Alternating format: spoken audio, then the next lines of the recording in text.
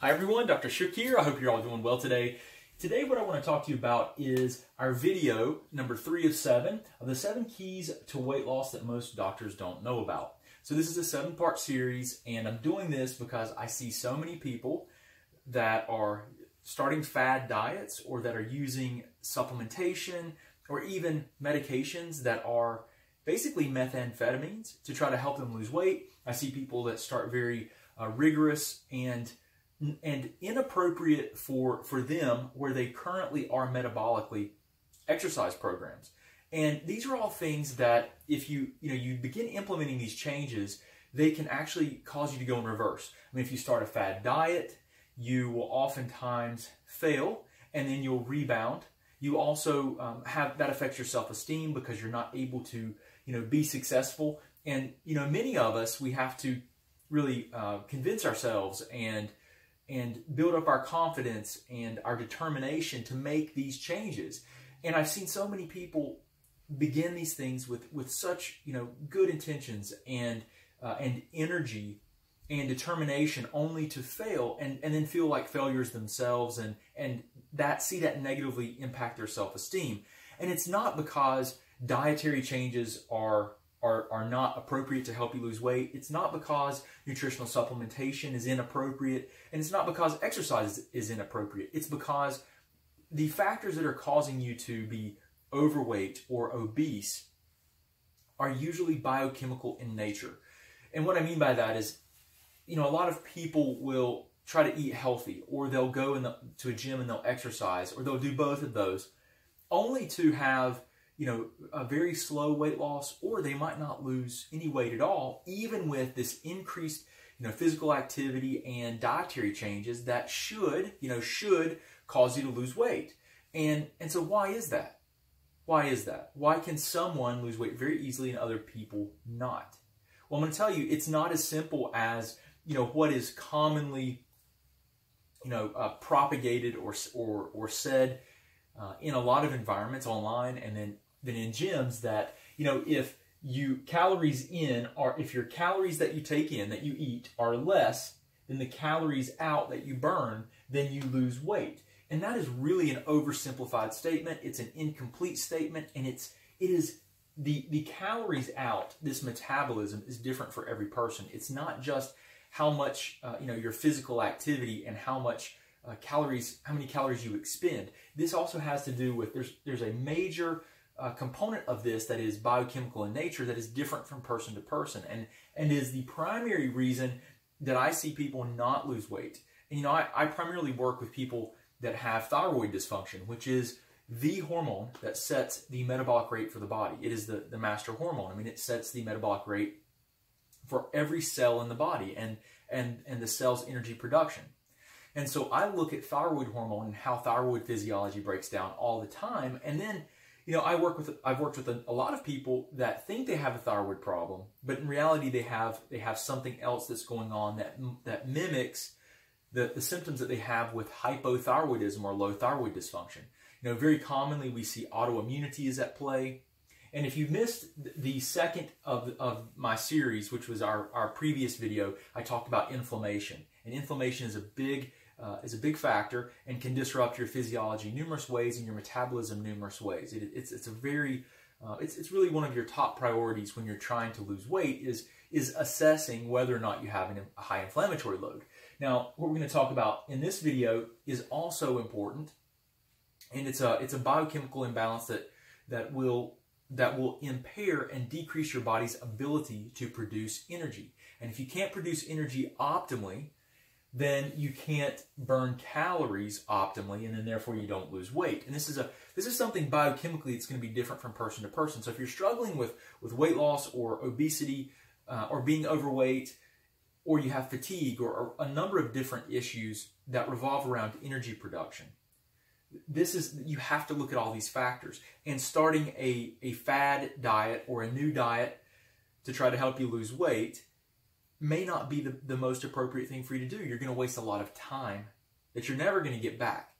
What I encourage people to do is, listen, if you can, get a proper workup. Someone that understands some of the biochemical things I'm going to explain to you in this series. so that you can understand what your biochemistry is like. Because when you try to, there's nothing more frustrating than dedicating yourself to changing your diet, starting an exercise program, spending a lot of money on supplementation, or going to the doctor and taking, medications that are designed to help you lose weight, only to either not lose weight or while you're making all these changes, or to lose weight and then have a rebound effect afterwards, because it's not sustainable. And the most important thing is this: weight loss will come as a side effect of being healthy. And a lot of people are like, well, okay, that sounds great, but what does it mean to be healthy? That's what I'm explaining to you. Okay, that's what I'm explaining to you in this series. So follow with me, look through these videos as I take you through this. If you haven't seen the other videos, just look back, watch the videos, and you'll understand what I mean.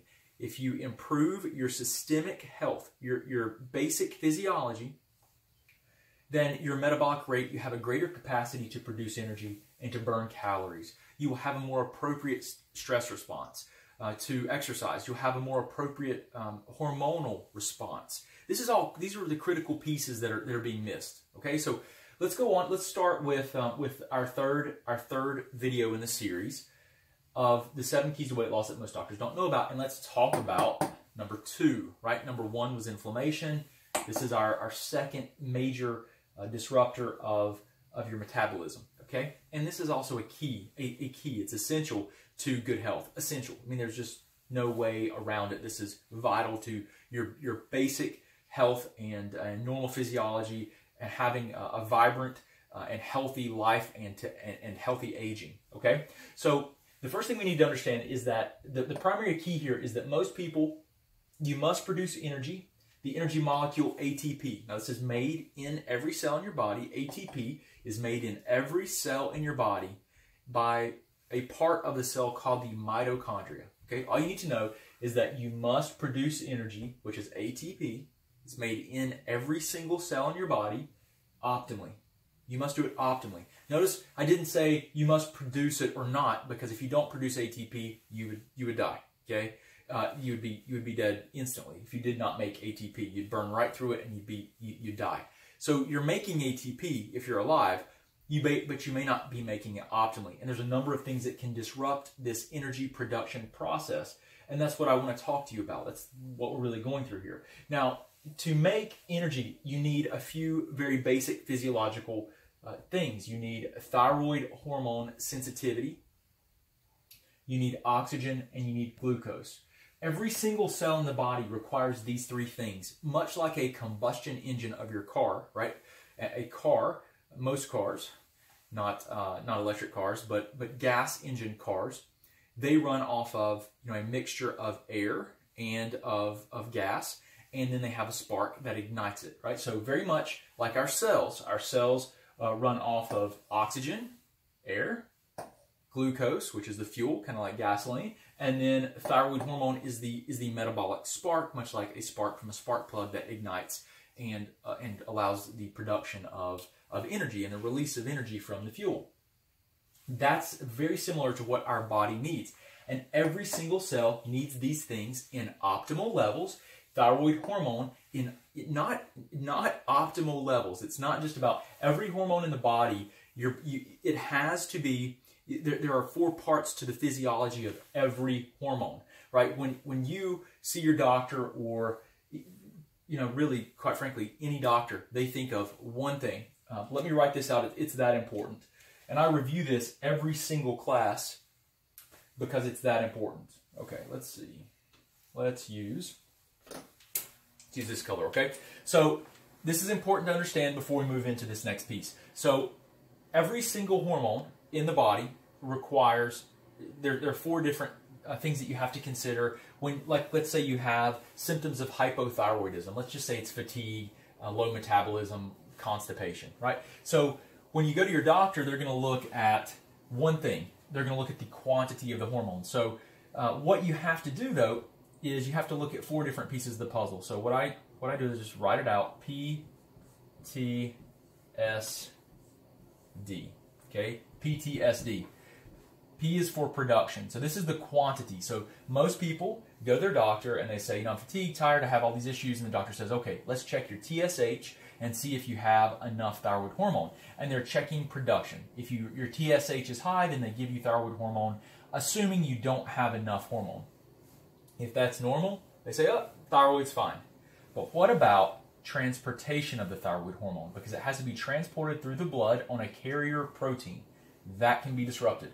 What about sensitivity of your cells to the thyroid hormone in circulation? Because did you know that every cell in your body, the sensitivity can be disrupted. So it doesn't respond to the hormone even if you have normal quantity.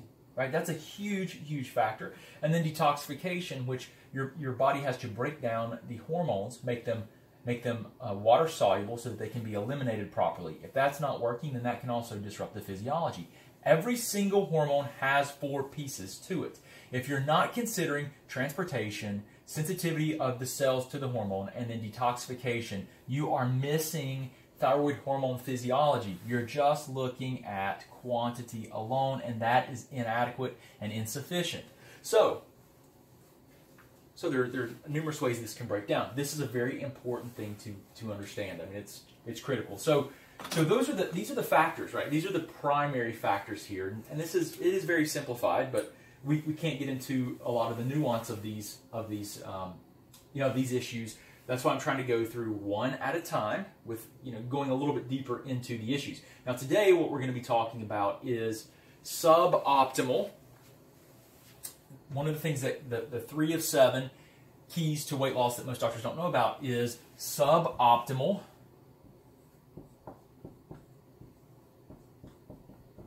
oxygen delivery is a major problem for energy production. Now, it's one of our key things, right? Thyroid hormone, oxygen, and glucose. Oxygen, it's one of our main factors for energy production. So obviously, if we don't have oxygen, then we're not going to be able to produce the energy molecule ATP. We're not going to be able to have the same rate of calories that we're burning out. So we're not going to be able to lose weight efficiently. Okay? We're talking about suboptimal. Now, in a severe state, in a severe state of low oxygen delivery as it relates to the evaluation of red blood cells, which is RBC, red blood cells, what we do is if your red blood cells, your total red blood cells,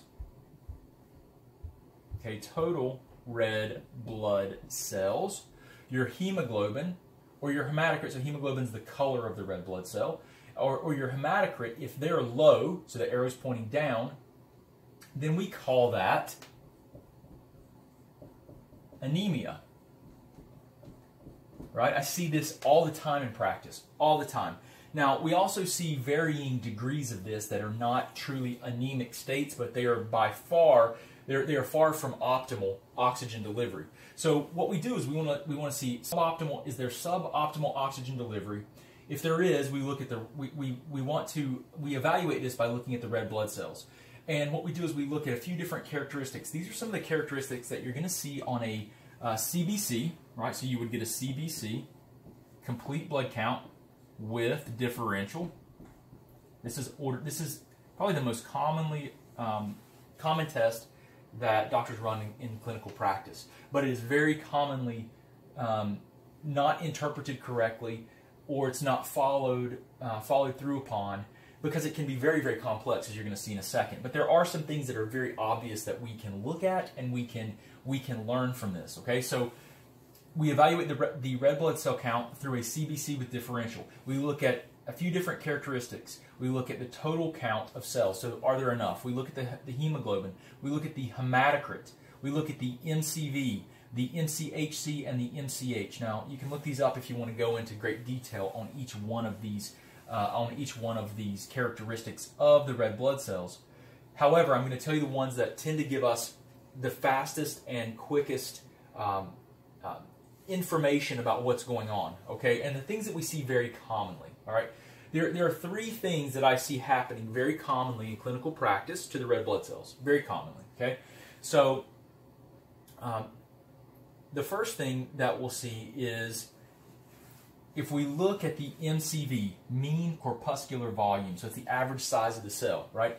What we want to do is we want to see this around, we don't want to see it above about 90, Okay, it's about what I like to see, and that's a percentage. It's a size, MCV. It's the size of the red blood cell.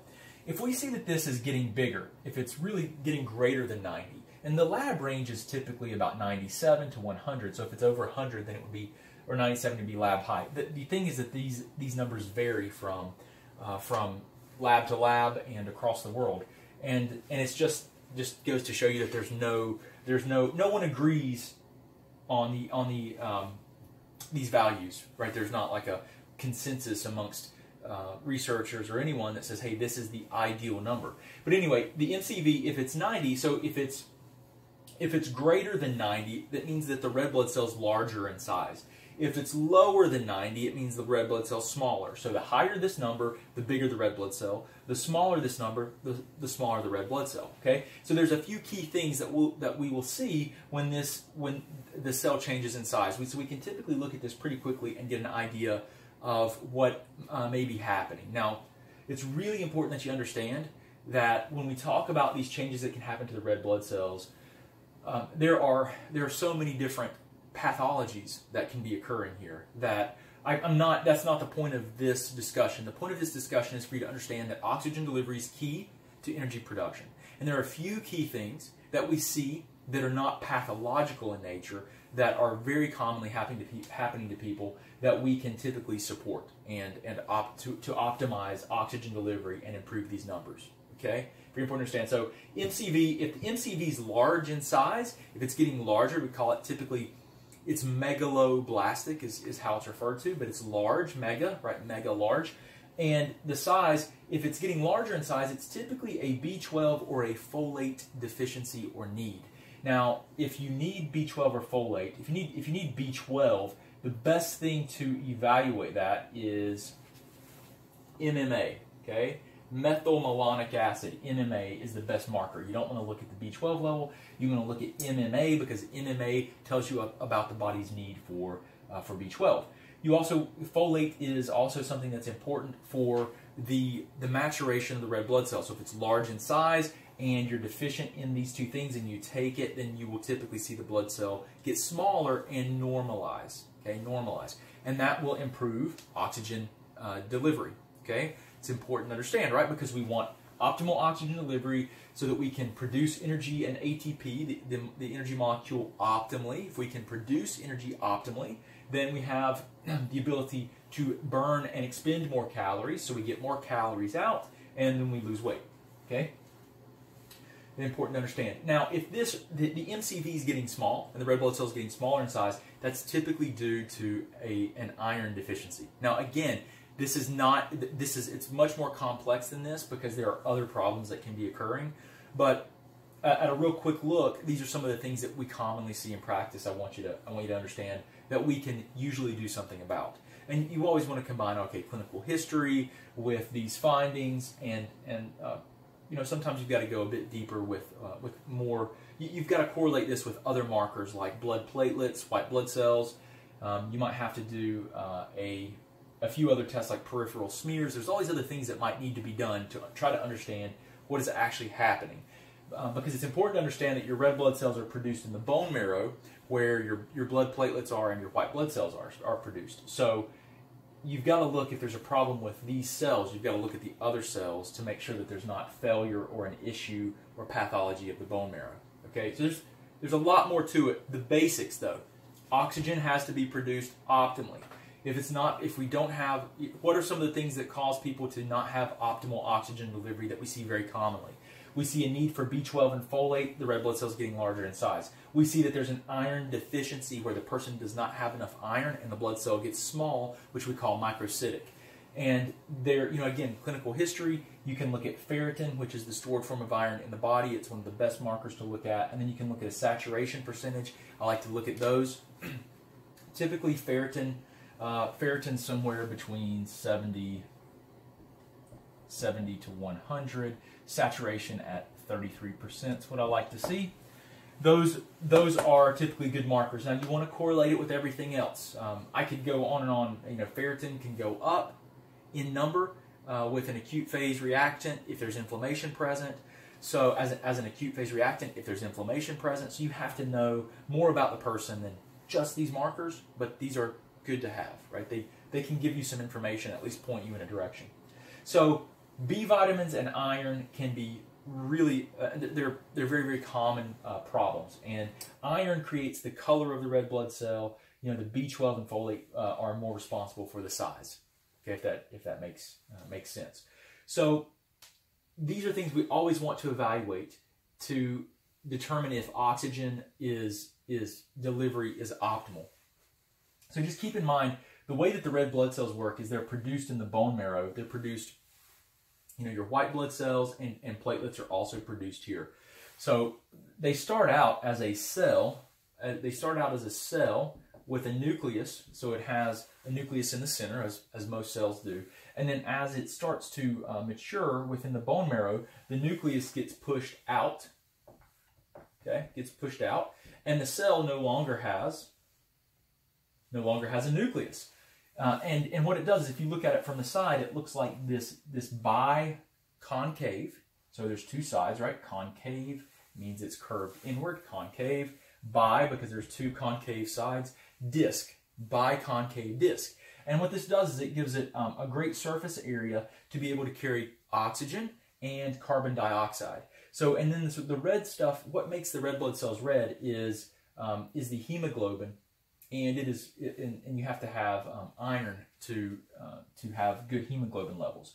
So this is a great shape for carrying oxygen and carbon dioxide. So obviously, you know, oxygen, as we breathe, the oxygen binds with the red blood cell, it's carried to where it's needed, and then it disassociates and is used by the cells to produce energy, right?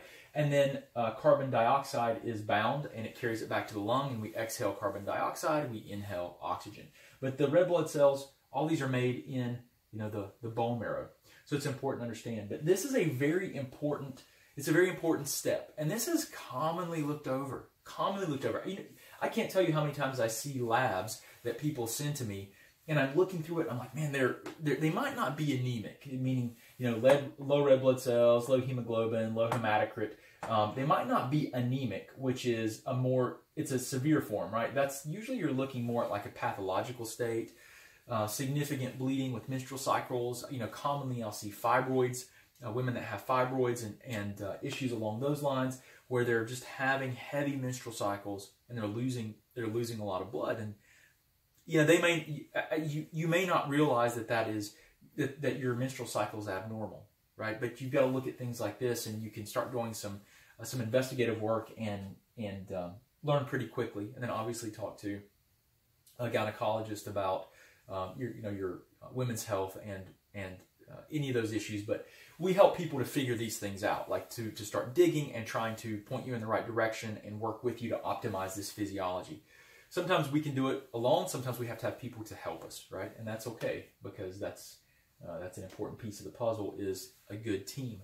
So this is something that's really important for you. And the good news with this is that, you know, we take a science-based approach to help people figure these things out. I use a 3-step process: detect, DRR, detect the issues, detect the things that are occurring, take that data, formulate a strategy and a plan to address and optimize what we find. So if we're trying to optimize the cells and the oxygen delivery, then we want to do our very best to figure out what's going on here.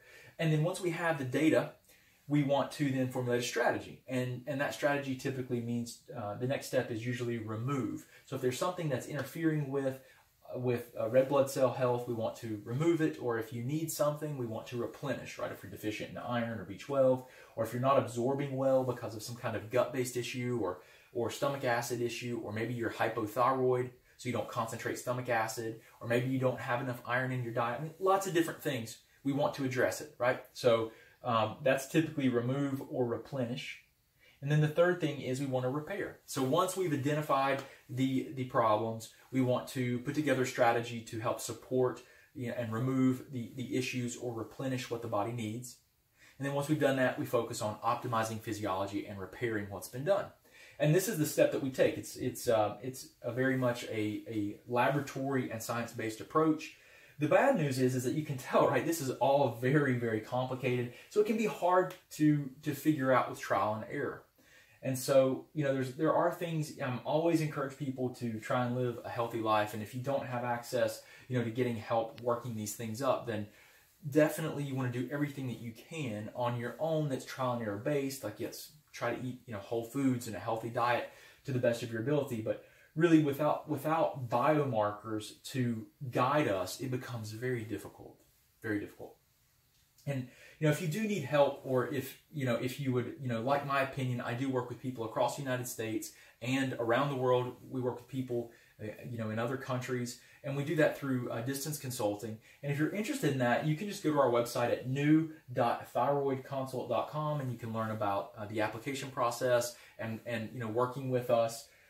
But, you know, we will do everything that we can to help you. And, you know, I have hundreds of videos that you can watch and you can learn. I'm constantly trying to teach, because for us to make a difference with the, you know, chronic disease processes, with obesity, with people being overweight, with autoimmune conditions, people are going to have to become educated. And you don't have to fix yourself, but you do need to be your own advocate, and you do need to think for yourself and to be an active participant in your health care.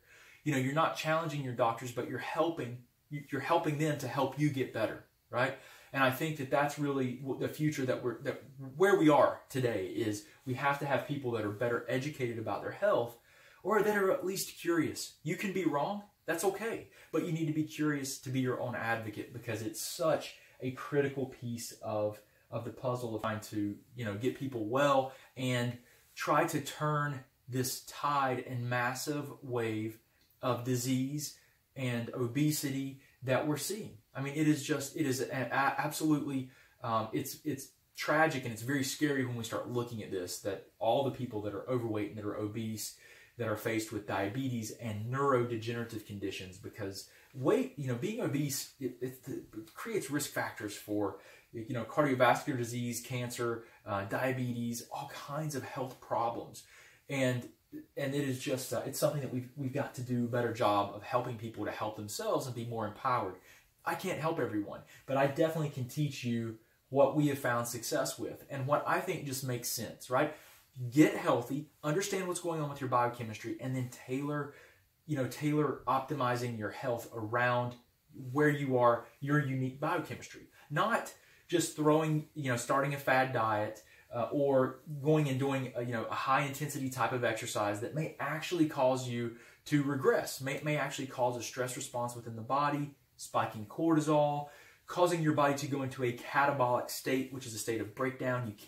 You can't build muscle, you can't increase metabolism, and it can actually cause you to regress.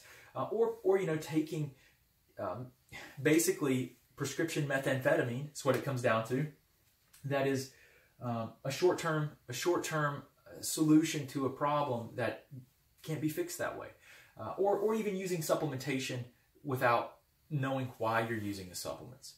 So I want y'all to know that this is really important stuff. I'm going to be doing further videos. If you haven't seen videos 1 and 2 of 7, then please do go back and watch those, because I give you an overview of what we're going to talk about in the first video, and I give you some perspective. And then in the second video, I go over inflammation, and I detail inflammation, which is a huge factor that will impair energy production. And in this video, we've obviously talked about oxygen and the importance of the red blood cells, hormonal physiology, and some of the things that we've got to start thinking about, okay? But I do appreciate you guys. Hope you have a wonderful, wonderful day. Look forward to seeing you on video 4 of 7, which we'll do tomorrow. Talk to you soon.